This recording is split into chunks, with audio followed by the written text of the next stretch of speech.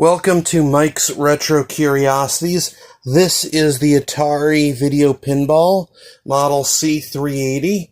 It is a first-generation home video game system, albeit a rather late one released in 1978, so after the Atari 2600 came out.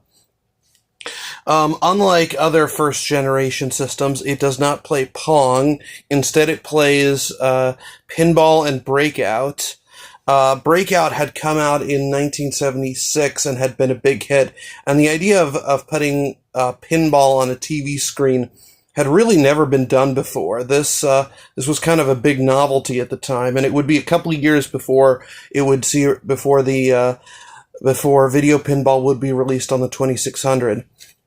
If we take a look at the system, there's a there's a paddle here we use for breakout, and on the sides here, these are used as pinball flippers. There are also various buttons here, so for serving the ball, resetting, different options, powering on, etc. In one way that it's rather typical of a first generation system is that, for one thing, sound effects actually come from the system itself, not from the TV.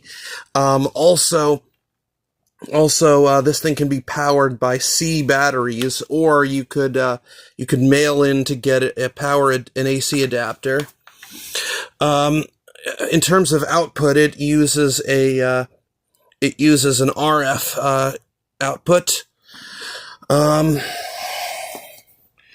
In terms of gameplay variations, it has several different sort of table layouts for pinball and breakout. And actually, one thing that's really cool about that is that you can actually play breakout with pinball paddles, and you can play pinball with a breakout paddle, which is really cool.